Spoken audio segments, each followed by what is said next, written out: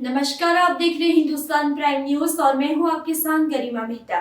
पेश आज की कुछ खास खबरें। दिल्ली में ट्रैफिक सिग्नलों पर किन्नर बनकर 3 बांग्लादेशी नागरिक अवैध वसूली कर रहे थे। पुलिस ने ऑपरेशन फेस वॉश के तहत इन्हें गिरफ्तार किया। इनके पास से नकदी और फर्जी दस्तावेज बरामद हुए। पुलिस इनके पूरे नेटवर्क की जांच कर रही है।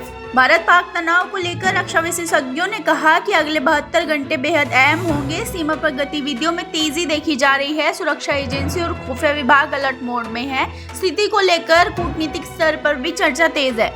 हिमालय क्षेत्रों में प्लास्टिक कचरे की मात्रा तेजी से बढ़ रही है। रिपोर्ट के मुताबिक 71% प्लास्टिक रिसाइकल नहीं हो सकती। यह पर्यावरण के लिए गंभीर खतरा बन चुकी है। सरकार और समाज को तुरंत कदम उठाने होंगे। सुप्रीम कोर्ट ने कहा कि राज्य सरकारें एनईपी लागू करने के लिए बाध्य नहीं है। शिक्षा नीति पर अंतिम फैसला राज्य सरकारों का अधिकार है। यह टिप्पणी राज्य की स्वायत्तता के पक्ष में दी गई है। इससे कई राज्य सरकारों को राहत मिली है। उत्तर प्रदेश में संदिग्धों की गतिविधियों के चलते सुरक्षा सख्त कर दी गई है। नेपाल सीमा से सटे जिलों में हाई अलर्ट जारी है। कुछ जिलों में पुलिस कर्मियों की छुट्टियां रद्द कर दी गई हैं। पुलिस और खुफिया एजेंसियां सघन जांच में जुटी हैं।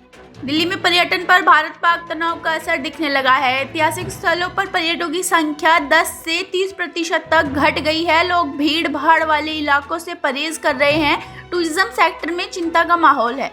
उत्तराखंड में साइबर हमलों की आशंका को लेकर सतर्कता बढ़ा दी गई है। साइबर कमांडो को सक्रिय किया गया है। एसटीएफ ने सरकारी व निजी संस्थाओं के लिए एडवाइजरी जारी की है। सभी से सतर्कता बरतने की अपील की गई है।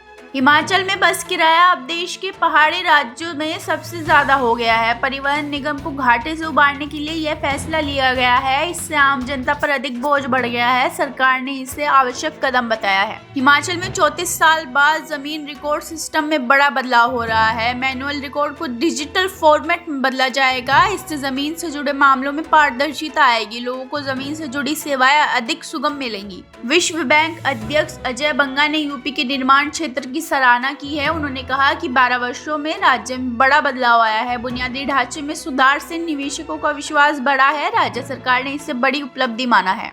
ऐसे ही खास खबरों के लिए हमारे चैनल को कीजिए लाइक, शेयर और सब्सक्राइब। धन्यवाद।